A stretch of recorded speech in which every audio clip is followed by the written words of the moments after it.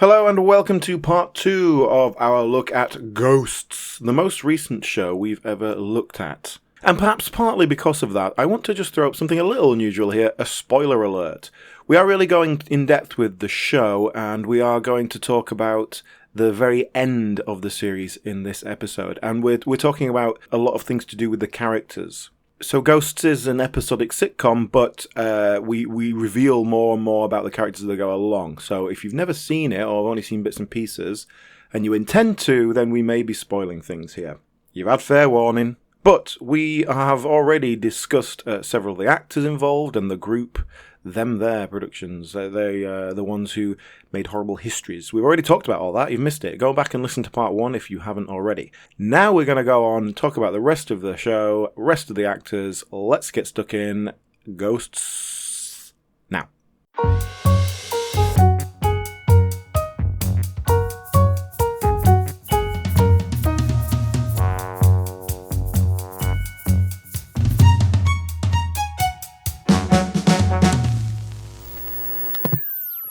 Let's jump back into the episode. We have a B-plot. There's a misunderstanding. So obviously we know that Mike was up for it because there was a party about to happen. It was an 86th birthday party, a joint party for Biddy and Ethel. And now we see Biddy and Ethel arrive. It's not an 86th birthday, it's an 8th and 6th birthday. And there's a great line delivery here from Mike where he looks at the kids and he goes, Biddy and Ethel, because of names nowadays. That's the names these days, eh? Really funny. So he sort of realizes he's arranged a 86th birthday party for a lot of kids, and so hilarity ensues as we shall discover. But I want to just again talk about the writing here, because basically the end of this scene where we realize that there's been a misunderstanding and that this is going to.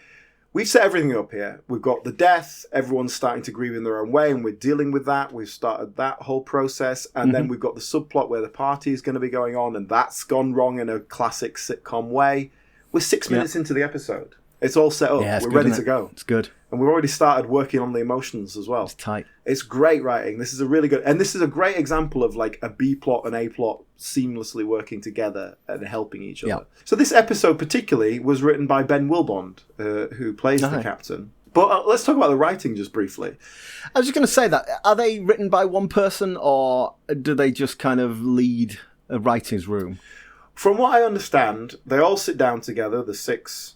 principals, and they throw ideas together, come up with some plot ideas, and then disseminate them, and they go off generally in pairs and write an episode. Okay. Isn't that how Monty Python did it?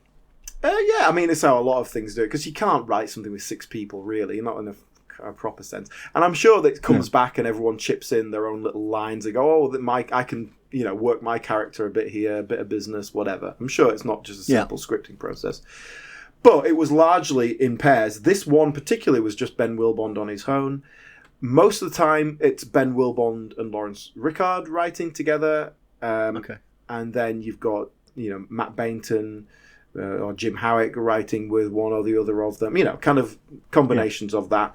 Martha Howe Douglas and Simon Farnaby, who we are yet to talk about, are credited on a couple of episodes, but like literally a couple of episodes. They don't appear to be the main writers of this. We'll come back to those guys, though. We'll come back to them.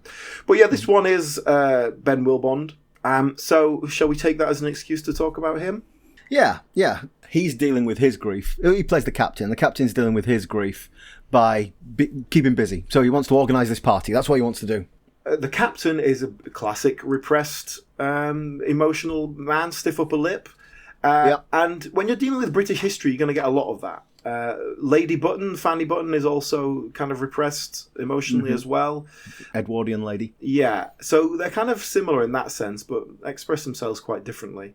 But the captain he's a Second World War military figure, and he was stationed at Button House during the war. Never saw kind of proper combat, much to his kind of, not shame exactly, but Yeah, shame's a good word. That is Yeah, exactly what it is. He feels shame at not having served properly, in his view.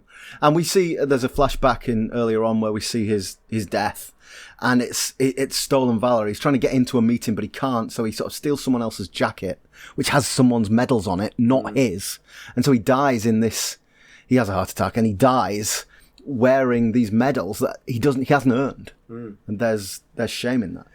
Yes. Very much so. And the other sort of major running plot point about the captain is that he is pretty obviously a closeted homosexual, and it never quite comes to much, but I quite like it. It sort of feels like it doesn't. No, I think in that flashback episode, the reason why he's trying to get into that meeting and wearing someone else's jacket is because he wants to get into that meeting to see the guy he's in love with. This kind of lost love, that he never. Yeah. And it was always an unrequited love because it was, dare not speak its name. Yeah, we see in that one. In fact, I've got it here. It's in season 5 actually. We see in that where he dies, and the guy that he wanted to see, this lost love, comes over and says, "We finally learn the captain's name, Anthony," and he says, "James," and that's the 8th time that I cried.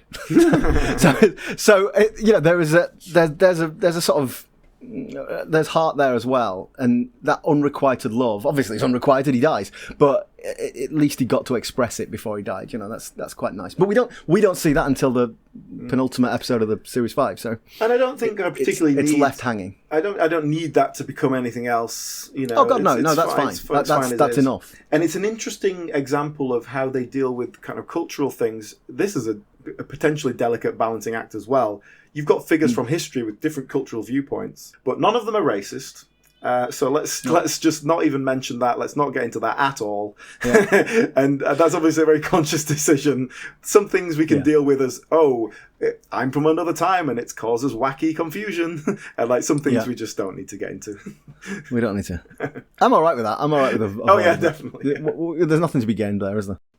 That's the captain. Ben Wilbond, of course. It's the same background as all the other guys, basically. A sketch comedy.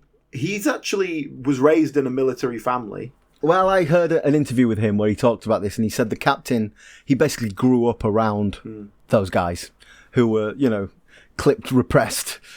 Oh, yes, off to school, is it? Yes, do well in the exams, all that stuff, Yeah. He said they were basically his dad's friends. Yeah. These characters are obviously like the ones they're most comfortable with, and there's all sorts of different reasons that might happen, but obviously personal experience is going to be one of that. He actually won a Perrier Award at the Edinburgh Festival in the late 90s as part of a double act. Really? Him and another guy. Had his own sketch show on ITV2 at a time. Wow. When, I guess, even then, nobody was watching ITV2. That was a thing. But he's in one episode of Extras, for example, little things like that, I think we've talked about. Yeah. But then I remember him being in that, yeah. He's a recurring character on Rev. Again, I watched Rev. I don't remember him being in it because it was, I guess, before I was familiar with him. And he also turns up several times in The Thick of It, which is a very different style. Yeah. He plays a Lib Dem minister in the coalition government. He's great. He's really good in that. And I just from the odd credits here and there, it does seem like he's the one of this group who has dabbled the most in sort of serious acting and has really just put himself about as an actor. So, and I think he does seem to have some pretty decent acting chops to him when required. It's difficult to tell with the captain because of the nature of his character. Doesn't have to give much away, but I think the subtlety he plays it with is very nice. He's a very sympathetic character, the captain. Yes. It would be very easy for him not to be. And as the writer, Ben Wilbond is one of the main writers. He's kind of a credited writer on almost half the episodes.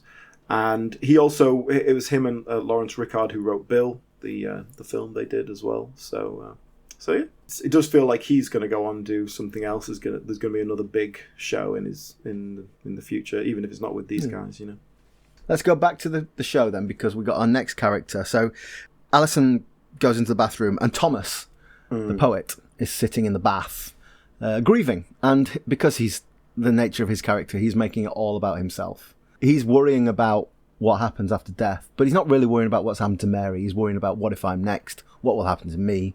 What will my legacy be? He's very self-centered, very selfish. Yes. So this character, Thomas Thorne, and again, the backstory we get for him is that he's a poet. He's a bad poet. And even when he was alive, he was a bad poet. We see in flashbacks people listening completely bored. You mentioned earlier the Thomas Thorne affair, that episode where we get that Rashomon-style view of how he died, and we see it from several different angles. They have a lot of fun with that. It was a really nice one. Yeah, so when it's his version of the tale, people are rapt listening to his poem, but everybody else's version of the tale, people are bored and falling asleep. But he's killed in a duel, which we discover in that episode how that comes about. We don't need to get into that. The point is, he's betrayed by his cousin. And it's all over the love of a woman. So he has this unrequited love, and that's his character. He's self-centered. He sees himself as this romantic poet, a doomed romantic. And he just falls in love with every woman he ever sees. Well, certainly the moment he sets eyes on Alison in the first episode, he's like, oh, pluck out my eyes, for I shall never see such beauty again. Yeah. But then he also says something similar when he sees Jessica Knappett in series 2. Yeah. And this is another bit of a delicate character because it's a bit of a balance between this kind of, lovelorn, kind of consumptive poet and stalker and predator. Creepy predator. I actually don't like this character. There's no shade on Matthew Bainton. I think the performance is good, but I don't like this character. I don't know. I have to analyse myself and say, is this just because I have a prejudice against poems, poetry, and poets? Because I do think poetry's bullshit.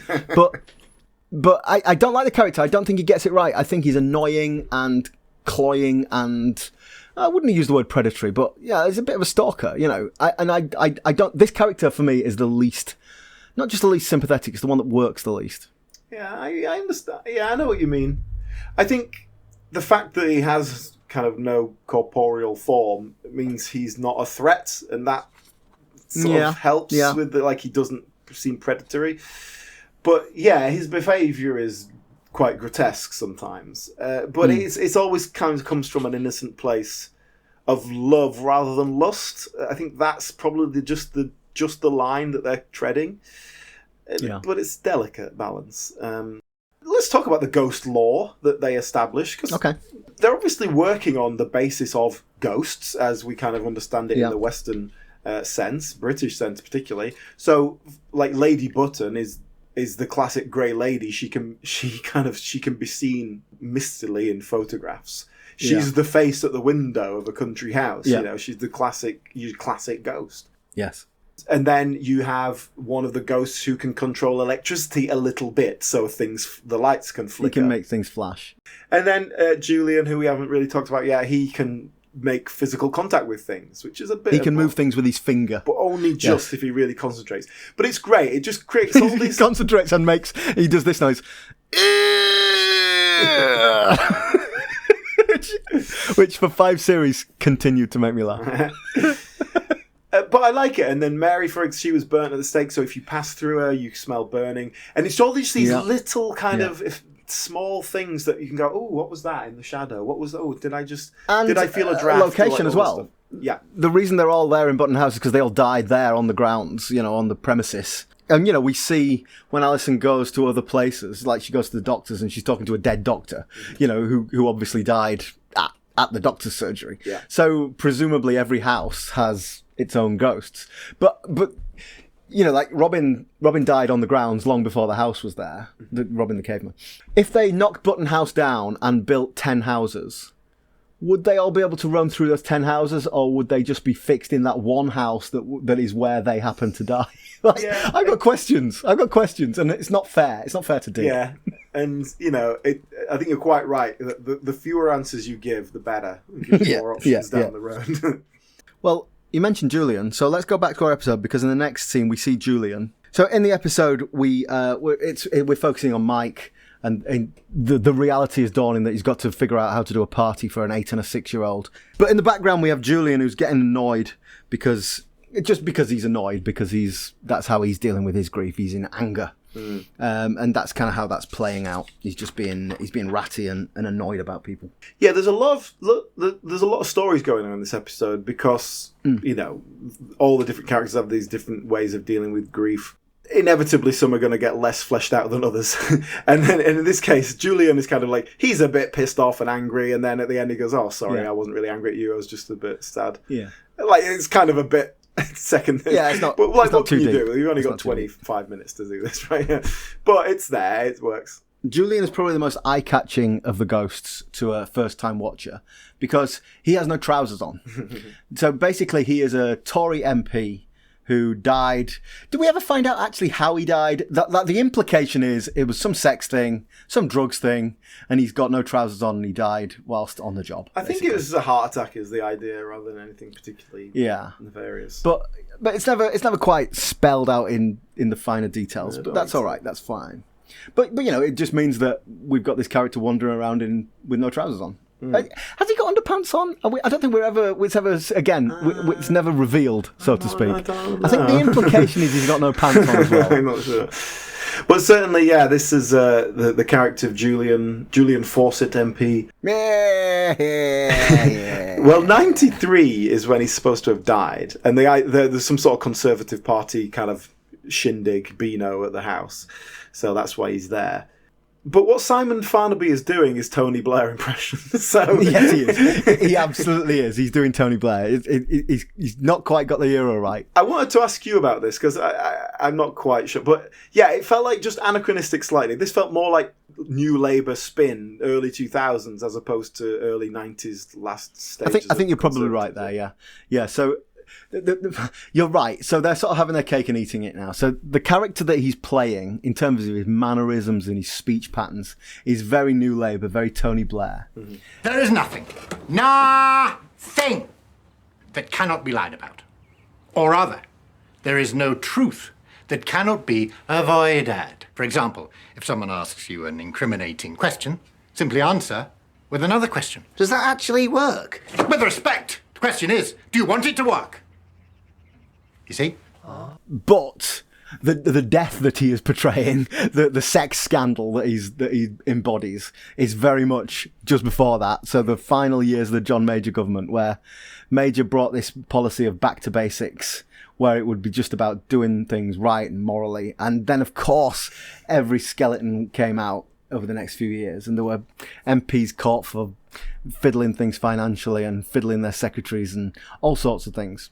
So there is an episode where, like you said, they've not seen anything of the world, and suddenly they've got the internet. So he Googles himself. He uses his one good finger and Googles himself. And rather than discover that he's famous for the treaty that he helped to negotiate, he's famous as the MP who died with his trousers off. Yeah, and he's absolutely gutted. But I think they get the character about right. I think It's a cartoonish character, but it's fun. We get that New Labour, those mannerisms. Whenever there's a big argument, he'll say "order, order, order," and it works. I think it works as a comedy character.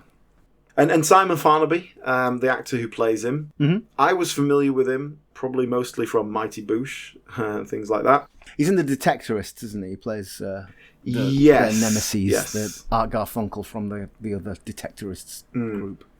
Now, my problem with Simon Farnaby, I think, is because I was mostly familiar with them from the Mighty Boosh, is that I didn't particularly think he was a great actor. But it's because the Mighty Boosh is not about the good acting. That's not really what they're doing. Not really. So it's probably a bit harsh. But I've always found him a little bit creepy. I don't know why. Yeah, I think that's right. I think he's well cast as this slightly creepy Tory MP. But yeah, I think he embodies that very well. He's a writer now, isn't he? Didn't he? I see him get. I've stopped. I've come off Twitter now. But when I was on Twitter, I used to see him getting arsey. Didn't he write the new Willy Wonka film? And he'd get arsey with people saying, "Oh, they didn't need to remake that." And he's like, "Actually, it's not a remake." He was doing a lot of that. Well, he's he came through the Mighty Boosh, which was directed by Paul King, who went on to make the Paddington films and then Wonka. So he kind of connected with him through that. There was a film called Bunny and the Bull that Paul King directed, which he was one of the main roles in, which is a great film, actually, but it's kind of got that visual style of Paul King with Paddington. He has a similar thing. He's a very visual director. Anyway, I won't get into that. It's all films, not sitcoms. But the point is that Simon Farnaby has this relationship with Paul King, obviously, and so when it came to Paddington 2, he was co-writer on that. So they obviously just kind of, I don't know, got on well enough that they thought, hey, let's work together. And then he wrote Mindhorn, or co-wrote Mindhorn, which was Julian Barrett lead. That's another Boosh connection. Yeah. And then, most recently, Wonka, he wrote Wonka. Yeah. Along with Paul King and all that. So it's kind of a very specific collaboration with Paul King. It seems to be but he's churning stuff out. He's certainly writing stuff. Which, like I say, he's got. I think he's credited on 2 of the episodes of Ghosts. So I think he was concentrating on his film work, writing wise, while he was making the show and let the others write Fair it. enough. Fair enough. But he's been around for ages. He was in a lot of sketch comedy back in the day. That's how he ended up in Horrible Histories. Stuff like Spoons and Blunder, if you remember those. Sort of second string sketch comedies that didn't quite take I don't off. remember them, I just know that they existed. He was a regular in Jam and Jerusalem as well, which was yes he was. Songs. I remember him in that, Also, kind of lots of things. When you really looked into it, it was like, there's lots of things I've seen him in. Perhaps didn't quite respect it in the way I should have. I just thought, it's that bloke with the weird head off of Mighty Boosh. So next we're going to see Lady Button. So we've not talked about Lady Button. She's watching The Loose Women. So she's this uptight Edwardian woman who secretly likes to watch Loose Women. But she watches it with Mary and she realises Mary's not there, and so we're now seeing her grief. But again, it's not particularly well fleshed out. It's a bit like Julian. It's just like, this is how she's dealing with it. But let's talk about Lady Button. So the backstory for her, she's the Grey Lady, the haunted house lady. And the backstory that we know is that she walked in on her husband, who was Pon the gardener, who was having a homosexual tryst. And as a result, the husband, in a panic, pushed her out of the window and killed her. Yes, which she is, if I may use the phrase, haunted to this day. And she repeats this action of falling out of the window every night in her sleep. Exactly, yeah. Which is pretty dark, really. Yeah. Yes. But again, that's played for laughs in an earlier episode where everyone's trying to get to sleep and she wakes them up by falling out the window and screaming every night, and they have to change the clocks so that she does it in the morning at the right time to wake them all up. Mm-hmm. Makes perfect sense. But the character itself, she's old. I'm not sure how old she's supposed to be, but obviously Martha Howard Douglas is made up to look older. Yeah, and she is an ancestor of Alison, so she's the family connection. And she's very critical. You can't go out wearing that, and you've got a tattoo, all that stuff. She's like the matriarch, if you like. A lady employs a knife and fork. A lady pinches. Whores use rouge. A lady does not hold a carrot like that. It's probably the most over-the-top comedic performance of the principals. Yeah, I don't like this character much. This feels very much into caricature territory. Yes. Martha Howard Douglas is pulling faces and gurning almost when she disapproves of something. Yeah. And now, if you think in Yonderland, she's the straight character. Martha Howard Douglas plays the kind of the normal one in the wacky world. So, she can do that. Let's not judge her acting in terms of this. This is a choice that they've made, and I'm not sure it quite works. But it doesn't detract. It's just, and I do feel like we said, this is a big ensemble. I think Lady Button does get pushed into the background more than some of the others. Is that partially because she doesn't write the episodes as some of the others do? Maybe. Well, maybe that's quite like interesting. Purely subconsciously, I would say. But if you are Jim Howick writing a thing, are you going to write characters you enjoy writing for? It's going to be your own, isn't it? First of all, let's talk about Martha Howard Douglas then. So she's the one of these 6. Yeah. Well, I mean, I looked into her CV and kind of didn't find much. Like in terms of other work, she's done much less than the rest of them. But she's a trained actor. Like she went to RADA. I don't think she was a comedy specialist, I guess is what I'm saying. That wasn't her intention. She actually, one of her first screen credits is as a little part in The Office. Okay. But she was on Doctors, the daytime soap Doctors. Yeah, I don't know it, but I know what you mean. Well, she was on that for like a year, and she won an award for being on that, but it was a comedy award. Oh, right. So she was obviously the light. I think she was like the receptionist or something. She was like the light relief of that show. It is a fairly light show. So that's it. But then I tried to look at what other sitcoms has she been? There's not much, and certainly not like any lead roles or anything. No major roles other than what we've seen already in these guys. So yeah, I know what you mean. I guess doesn't quite connect in the same way. What do you think, by the way? Lady Button, of course, her first name is Fanny. which Fanny, is please. occasionally used for comedic linguistics. Occasionally. But there's a little bit of, like, Pat, for example, the Scoutmaster, is actually called Pat Butcher. Which is a sort of joke you come up with when you're creating a character and then kind of go, we can't keep that in, we need to change that. And they've just let that go. But it's only mentioned once. Like, we only hear his surname once. So I quite like that. Yeah, maybe. I quite like it. They just drop it in. But Fanny Button, like, I don't know, it's like, we can have lots of material out of that. And they do. They do that a lot. Yeah. Oh, Fanny. I think the worst one is someone goes, Fanny, lips sealed, or something along those lines. That's right. yeah. Right. So let's go back to our party scene. So the kids are all partying. It's all a bit much for Mike. He's worried. He's stressed out. But he's hired an entertainer. But unfortunately, he's hired an entertainer for an 86th birthday party. So it's like a song and dance man, a gags man. It's Mike Fenton Stevens. Hey, Mike Fenton. We love Stevens. Mike Fenton Stevens. Always nice to see him pop up, and he does pop up quite regularly in things, doesn't he? And we've talked about him before, haven't we? Because Mike Fenton Stevens has been in one episode of everything. Yeah. It's a nice little bit. He kind of pops up, he gets the job done. But yeah, so he ends up performing. He tries his best to do his act for the kids, even though they're not interested. And there's a great line, which off camera actually, it's a sort of throwaway line where when he's leaving in a huff and he's sort of getting booed off, and you just hear him go, "I don't know any Lady Gaga."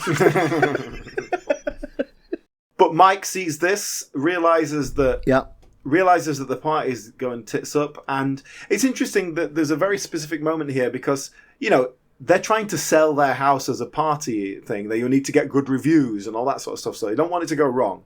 But he specifically looks around the door, sees that the kids are unhappy and that they don't like and he says, "No, I can't have this." And it feels like he doesn't want the kids to have a bad time. He wants to give them a good party. Yeah. And again, it's just little things like that. Just like, particularly for that character, he's a lovely guy. He just wants to kind of make everyone happy. And so, he just dusts off the old Mad Hatter costume he's got in the wardrobe. And he's great, isn't he? He's great. Like, this is Kyle Smith-Bino, really in his element. It's nice for him to have something to do here. He can be really expressive, and because he spends a lot of his time just mutely looking into the middle distance. Yeah. So this is great for him to have something to do, and he does a really good job. The kids love it, and all is well with the B plot. But in the meantime, we're dealing with the grief again.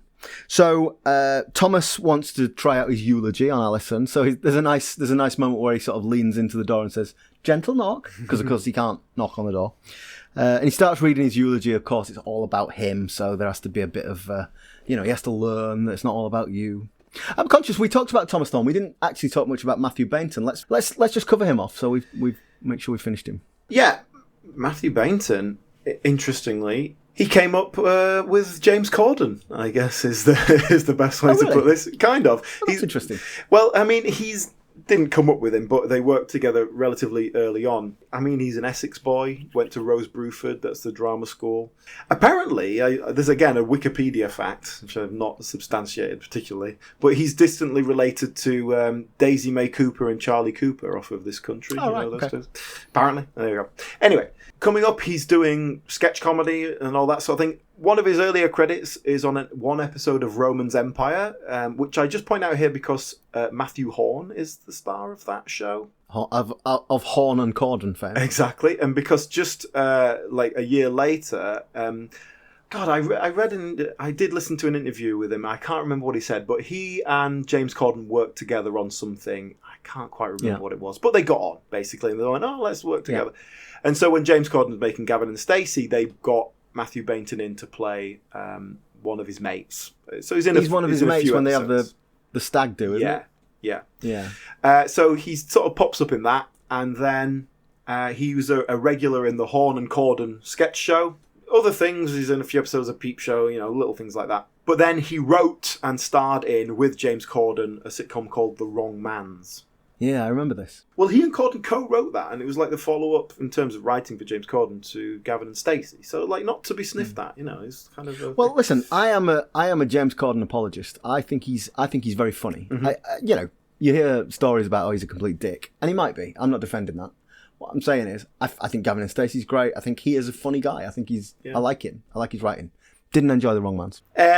Matthew Bainton, he went off to Breck America. He did something in 2015. It was called You, Me and the Apocalypse. Okay, Didn't that seem rings a to bell. particularly explode or anything, but certainly made an attempt. And then, of course, he's the lead in Bill. He plays Shakespeare in the film Bill. Yeah. He gets to make that role. And Wonka, he's a sort of fairly big role in Wonka, which was Is he? written by Oh, Simon right, okay, I Farnaby. didn't know that. He's kind of like not the lead, but a significant role in it. You know.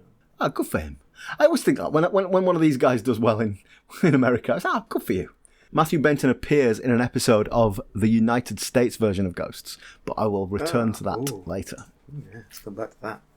But Matthew Bainton, seems like a nice guy whenever I've listened to him being interviewed. But yeah, he does, doesn't he? He's getting out there and he's doing his work.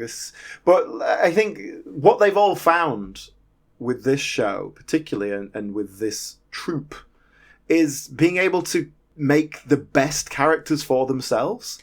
Like, you're not trying to fit in with what someone else has written. It's like, okay, this is the best I can be. We've only got one more person to talk about, so let me bring it back to the episode. And so we have this memorial service, and that's started by Alison saying, right, we've got to address the elephant in the room. And that's a classic little bit of Robin Caveman physical comedy. We've got to address the elephant in the room, and he goes, what? Elephant? Which is a nice joke. Yeah. But also a good way into Robin the Caveman, who is absolutely the wisest character in that whole thing. He's a caveman. He speaks in broken English, and at first blush, he is, quite a primitive person. Mm-hmm. But he has, goodness knows how many years of wisdom.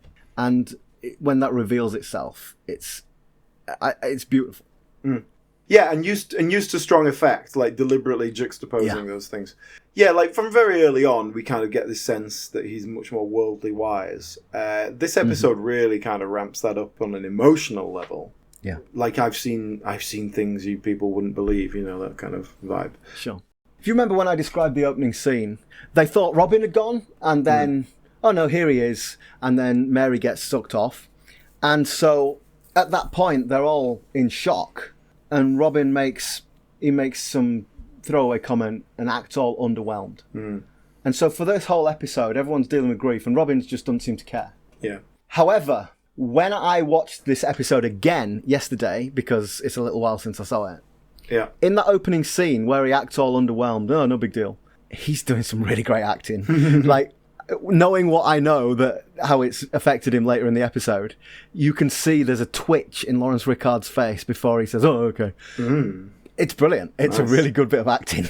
Go back and watch it again. Before we get on to Lawrence Rickard, just there, the Robin character... Yeah, it's a really great concept, and I think it's where you start with a haunted house idea. How do you flesh that out? And what we do, we have you have your classic Georgian ghost, your Edwardian ghost, maybe even a military ghost. It's like that's your basics, and then you go, okay, well, what's a bit more modern than that? If someone had died more recently, okay, well, what if you go back? Like, why do we never see caveman ghosts? Well, because ghosts are just a made-up thing. People just put whatever their own cultural position is in it. But in terms of the lore of ghosts, like, yeah, of course there should be caveman ghosts around, right? Yeah. We talked earlier about the lore of passing over onto the next level, getting sucked off. Moved on. Presumably, if there's some reason why that happens, the longer you are around, the more likely that's going to happen, or what? I don't know. What is it? We don't understand why it works. But there are not a lot of caveman ghosts around. There is one. Is he exceptional? Is it unusual to have been around for thousands of years instead of hundreds? Well, we never know. We never find out the answers to these questions. But you have to wonder, he's not only is he dealing with loss, he's seen so many people come and go, more than anyone else. But there's also got to be this, well, what about me, and is he given up? Has he stopped worrying about it? Is it just a constant worry? There's all that going on in there. And it's revealed at the end. We have this memorial, and Alison speaks, and she's gathered together some items that remind them of Mary, and they're going to bury these. And everybody kind of deals with their grief, and it's a bit of resolution to the episode. And they call out Robin because he's still being a little offhand and blasé about it. And they say to him, aren't you affected by this? And he does this speech. I can't even say it because it makes me so emotional. And that was the 4th time I cried watching Ghosts. Drop it in. I've been around a long time. Like a really long time. I've seen this happen so much. Can't do this every time. The pain.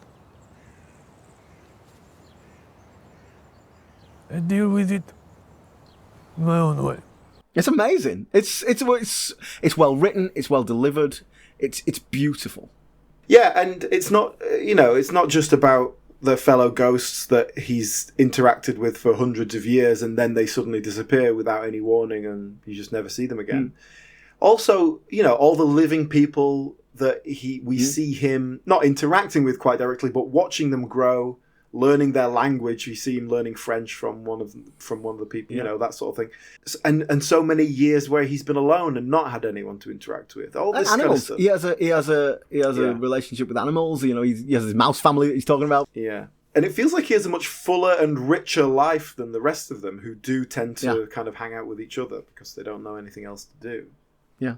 Yeah, it's a fascinating character, and I think it's fleshed out just enough for it. Yeah, you don't have to make it anything bigger than it is. Lawrence Rickard, then. Yeah, talk about Lawrence Rickard. So, as I said, he actually was brought into Horrible Histories as a writer, not a performer, and then kind of accidentally became an actor. So, accordingly, looking at his CV, it's writing, really, rather than anything else. His acting pretty much... basically all the stuff he's done with this troupe, Horrible Histories, Yonderland, Ghosts, Bill, and also Tracy Ullman show, or one of the Tracy Ullman shows that she did for the BBC not that many years ago, which he was a writer on as well, and one of the regular sketch performers on that. So that's it, really. And then he and Ben Wilbon seem to write together a lot. They wrote Bill. They also wrote a show called We Are Not Alone, which was a pilot. It was a sci-fi comedy about aliens on Earth. It was essentially a feature-length pilot. It was like 90 minutes for Dave, and it didn't get picked up, so now it's just kind of a thing. I watched that. I quite enjoyed that. Do you know what, Ry? I'll tell you what it falls into, and Ghosts does sometimes fall into this. A level of humour that I want to describe as someone does something a bit awkward and then goes, oh, that's a bit awkward. That kind of humour, which it's very dependent on that. And I feel Ghost does that a lot, but it's not its only thing, and so it works. Okay. Whereas We Are Not Alone, it felt like that's the level we were working at, and didn't have much else to offer for me. And Lawrence Rickard, of course, double roles. He also plays Sir Humphrey, who's the again your classic ghost story. He's the headless ghost. And now I want to use this just to talk about multi-rolling for a while, because, like I said, I came into Ghosts and didn't really know the history of it, the horrible history of this troupe. And so I wasn't really familiar with this kind of multi-rolling thing that they'd been doing their entire careers, as in from Horrible Histories as a sketch show, it then went into Yonderland and etc. Yes. So for me, first of all, I didn't pick up that Robin and Humphrey were the same actor until I kind of noticed in the credits. Because of the makeup on Robin, it's just not apparent. Yeah, they look totally different. Yeah, so I didn't really pick up on that. But what I did pick up on was when they go down into the cellar and there are a load of plague ghosts. Yes. Now, let's just deal with the actors first. The plague ghosts, there's a few extras in there, but are primarily played by the same actors who played the upstairs ghosts. And that just jarred with me immediately. And maybe if I'd been familiar with, these guys do multi-rolling all the time, I would have just let it go. That's interesting. But it just was like, well, hang on, what are they doing down there? That's Pat there with like a receding hairline. What's that about? So I thought, is something going to come of that? Does that mean something? And I just kind of, it threw a couple of questions in that I shouldn't have asked. You know what I mean? Interesting. But that, again, most people would have come to this knowing a bit more of the background, I think. But I want to talk about the plague ghosts as well, just while we're on it. Bit of a weird situation there. I felt like that didn't sit right with me. I feel like that's an indulgence of the writers. Yeah. But they're not overused. We don't really get much of them. The way they're used and how much we use them is great. I just don't quite like the concept of like, oh yeah, there's some ghosts in the cellar as well. They just don't really hang out with us. They just do their own thing. It just doesn't quite work. I think it's one of those things you're not to dig at too hard, you know? Yeah, exactly. Yeah, having visiting ghosts is fine, and like having them pop up every now and then, I think works. And in fact, The whole setup of them, of the living people, trying to establish this big country house as a party venue, wedding venue, party hire, that sort of thing, just gives you absolute license. Oh yeah, there's just these people are going to drop in for this episode and then they'll be gone. But they're going to be a sparking point for a plot. I really like that as just a great, easy way to kind of kick things off for an episode. Just while we're dealing with the actors, I want to have a very quick side mention to Jeffrey McGivern. Jeffrey McGivern's not in this episode, but he plays the neighbour, who is a horrible piece of work, but turned up to the max. Just such a good performance. He's great. Yeah, just a sort of posh landowner tosser who lives next door and causes them grief every now and then. Always deliberately calls her Annabelle instead of Alison. Annabelle! Yeah, and on the face of it is this kind of very robust, sort of rosy-cheeked, cheerful chappy, but is really kind of working them behind the scenes and like being quite a nasty piece of work. It's a little bit of an over-the-top character. It strays into kind of sitcom caricature, but because he's used quite sparingly, I think it's okay. I like it. I think it works. So Jeffrey McGivern has been in everything, but what our listeners will definitely know him from, even if they don't realise, is that in the first episode of Blackadder 2, which is the one where the election one, where you got Pitt the Younger and Pitt the Even Younger, he is the candidate for the standing at the back, dressed stupidly and looking stupid party. Either Jesty Nod Madam Biggin. Everybody who's listening knows exactly who I mean. Yeah. Okay, so... Well, usually, after we finish talking about a sitcom, we talk about what all the actors did next. And we can't really do that because they only stopped doing it 6 months ago.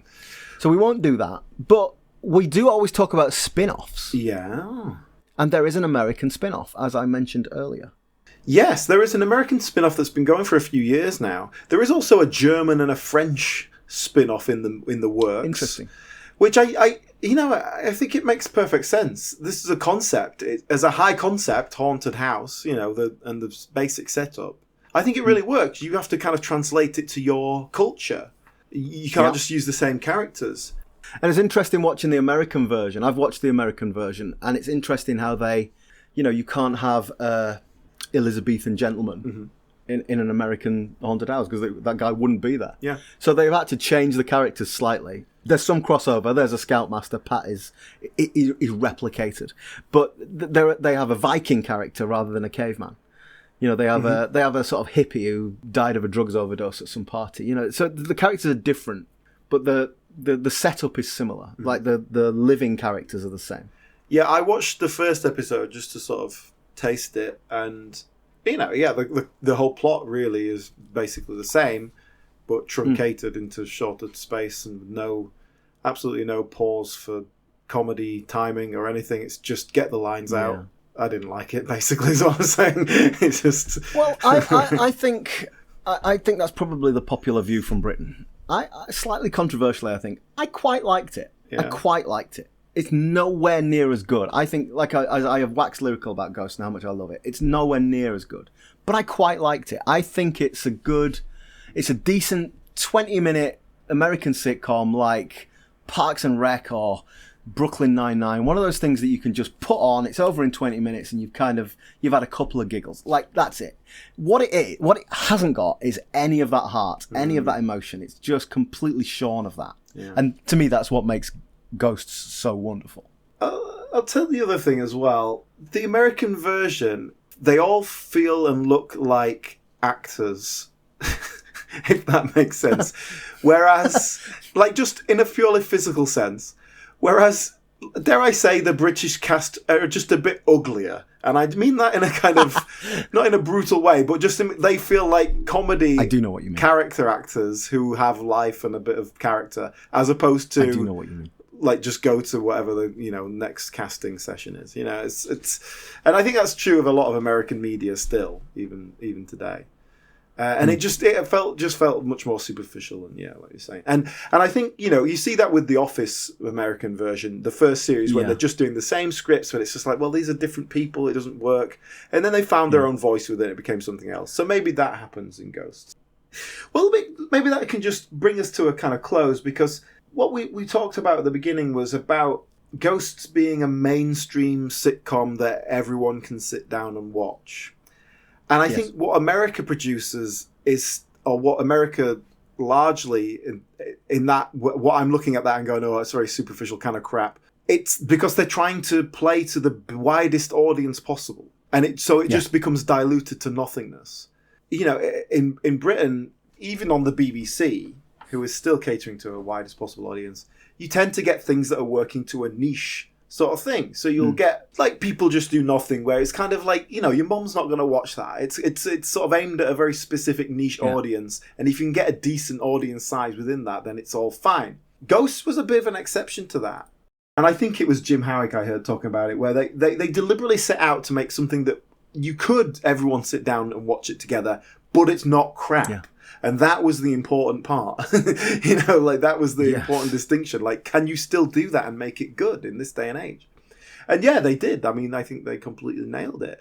The series was getting in the range of like 4 million viewers. And the very last episode, which was sort of really touted as we're going to close it all off, was 6.6 million they got. God, that's not much, is it? Which, by the total numbers we talk about for like Only Fools and Horses and stuff, it feels like nothing. But in 2023, that's huge. And that's huge. Yeah. And just to again, just to close it off, would you like, and with spoilers alert here, would you like to talk about the very end of the show? Because in a fairly rare example for sitcom and for TV in general, they decided to finish it and knew it was finishing and it was the end, and so they put a bow on it. They gave us an ending rather than it just kind of no more episodes. So basically they've had a baby and they want to make the place a hotel and run this hotel. And throughout the episode, essentially the decision is made that they will move away. They need their own space. They need privacy away from the ghosts so they can raise this child, create their own family. And the ghosts can't go, so they say, "Look, you guys are going to have to go. This is the way it's got to be." And it's very moving. It's very touching. The show kind of ends with them selling this house, it becoming a hotel, and they go away. And then we get this beautiful, wordless epilogue where we see an aged Charlotte Ritchie and Kyle Smith Bino returning to the hotel many years later. And they sort of go, "Oh, your usual room, sir." And they go to the room and all the ghosts are there. And this is the 9th time I cried. I'm an absolute emotional wreck watching this. Yeah. It's beautiful. It's absolutely gorgeous. Well, I mean, you know, like, for me, it worked for me, and yeah, I cried and all that. It kind of works, but I didn't quite like it. It didn't. I'll tell you why. Oh man, I didn't. The fact that they left just, and I know they kind of needed it to give it an ending, and so it kind of works on that level. But I just didn't. I didn't like the fact that they left them there, because what whole thing has been about is about family and how you're kind of we've all grown to love each other and all that kind of thing. And so to walk away from it felt quite cold. Is it supposed to feel like the child leaving the nest and you go off and have your own family and you come back and visit and that sort of thing, which is, you know, it's clear they come back and visit all the time. But it's not as simple as that, because the ghosts' lives, the ghosts' afterlives, have been changed so considerably, and in fact been richened. Is that a word? Enriched. Have been enriched by Alison's presence and her help, that taking that away is going to be quite a blow. And so it just didn't quite sit right for me, and I would have preferred them to kind of find a way to stay there in peace, and the child part of it, you know, like, it didn't need to carry on more episodes, but to walk away felt wrong for me, even though it still hit me on an emotional level, and I kind of appreciated it for what it was. And I think if you wanted to put a button on it and kind of take us to, like, oh yeah, we're jumping forward 60 years, then you have the character of Alison about to die, or like on her deathbed, and so as it started, and she's and they watch her die, and then you just have that moment of, is she going to stay or not? And then obviously you cut before you make that decision. You don't sell that, but you kind of have that. That would be that would have been that's good work, Alan. Yeah, that would have been like a nice circular ending. But yeah, I don't know, just them moving away just felt a little bit wrong somehow. And then and it's positioned as like the ghosts making this sacrifice, like, we want you to be happy, don't worry about us. Yep. And it was nice. It worked on that level. No, I think I disagree with you. I think it worked beautifully. I think that last episode brings that all together, and at the end of that episode, it makes sense. It's the right decision. Yeah, I think it worked beautifully for me. But not often we get a nice solid ending like that for a sitcom. So No, that was no. nice. And that's the end. And so we are done. I mean, I love it. It's certainly, in terms of recent stuff, definitely one of the things I've liked most. I'm really pleased. I'm really pleased you like it, because I was worried you wouldn't. Because I've been pitching this to you for ages, just trying to get you to watch it, and you won't watch anything unless it's completely finished. I know you wouldn't have watched it if we hadn't have done it on the show. Yeah, probably not. As I said earlier, whenever I'm talking to someone about old sitcoms, and they volunteer that opinion, oh, there's nothing any good anymore, my answer is one word: it's Ghosts. I think it's wonderful. Yeah. So I'm sure that this group will go on to make more things together.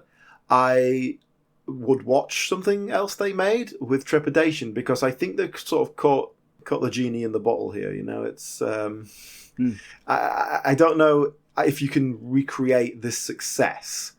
It's just like all the ingredients were just perfect there. And I think if they try, it's going to feel, even if it's a totally different scenario or setup or whatever, it might just not I think the Monty quite Python comparison is not unreasonable. They've done this thing together. They'll go on and do other things, and then they might come back together in pairs or partnerships or whatever. And they maybe in 20 years they'll do something all together again to a film. live at the Hollywood Bowl. I'd love to see a film from them. Another one. It's such a shame that Bill didn't get better publicity, because it is a good film. It holds up. I would recommend our listeners go watch it if they haven't seen it. And of course, the problem with Ghosts, if you wanted to kind of make a little reunion thing, is that the actors are aging, but the ghosts cannot. So maybe in 20 years, when the technology is good enough that it's easy and cheap to just put a youth filter on them, they can come back. Yeah. They got the Robert De Niro waddle. Exactly, yeah. Well, thanks, Alan. Thank you so much for indulging me with Ghosts, and I'm so glad you enjoyed it. I hope our listeners enjoyed not just our take on it, but enjoyed a modern classic. Yeah, and a real positive end to the series, which is good. We've had a couple of rocky roads in our lineup this series. Still things that we really didn't care for, but always makes a good discussion. I think we got some bonus content for people over the next few weeks. But other than that, we will see you soon with our next series. Yes, and in the meantime, if you would like to get in touch, we are on social media. We're on Facebook and Instagram. You can look up British Sitcom History Podcast, or on Instagram we're BritComPod, and you'll find us posting regularly on there. So come and join in the conversation. Yes. Excellent. Well, thank you very much, and we will see you next time. Bye. Bye. Just one last thing before you all go. This is the end of the series, so just want to say a big thank you to everyone for listening and all the comments you make and everything, getting involved. Makes the whole thing feel worthwhile, and that we're actually talking to people instead of just shouting into the ether, which we would probably do anyway. We just enjoy talking to each other about sitcoms.